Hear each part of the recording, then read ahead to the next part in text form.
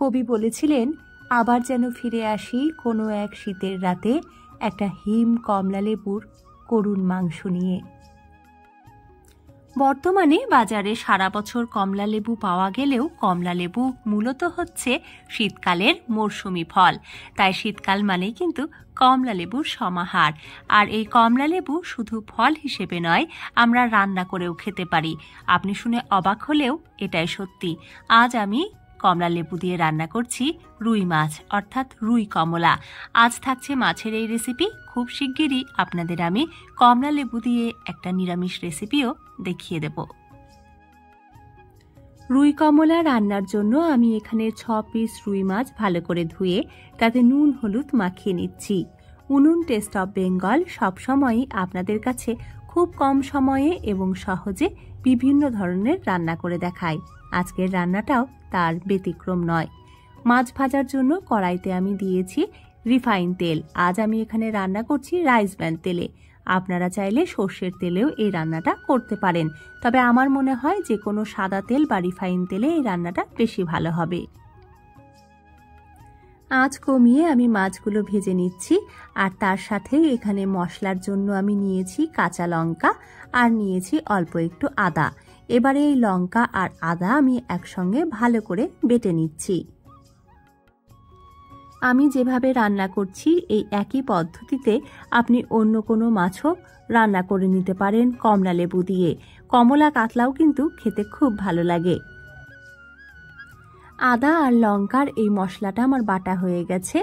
আর এবারে দেখুন মাছগুলোও কিন্তু খুব ভালো করে ভাজা হয়ে গেছে। এবারে আমি মাছগুলো তুলে রাখছি এবং বাকি যে অন্য মাছের টুকরোগুলো রয়েছে সেগুলো ভেজে নিচ্ছি। কথাই বলে বাঙালির রান্নায় জাদু আছে।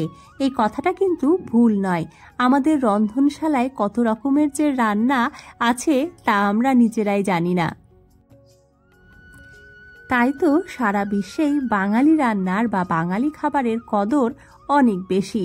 মাছ ভাজা হয়ে গেলে এখানে আমি 2টো কমলালেবু এভাবে মাছ বরাবর কেটে নিচ্ছি। আর তারপরে কমলালেবু থেকে আমি রস বের করে নেব।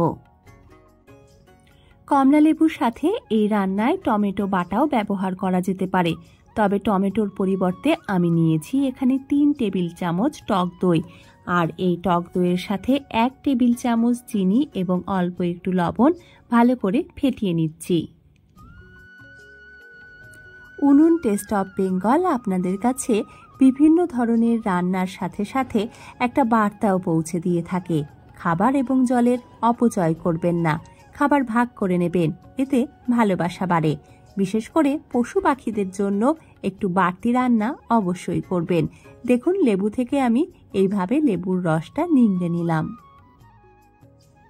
আর তারপরে একটা ছাঁকনির সাহায্যে রসটা পুরোপুরি ছেঁকে নিচ্ছি যাতে এর মধ্যে কোনো বীজ না থাকে। সবগুলো মাছ ভাজা হয়ে গেছে, আমি মাছ তুলে নিচ্ছি। আর খেয়াল করে দেখুন মাছগুলো আমি খুব কড়া ভাজিনি। এবারে আমি ফোড়নে দিচ্ছি শুকনো লঙ্কা, তার সাথে দিয়ে দেব কালো সর্ষে। ফোড়ন থেকে ভাজা গন্ধ বেরোলে দিয়ে দিচ্ছি বেটে রাখা মশলা।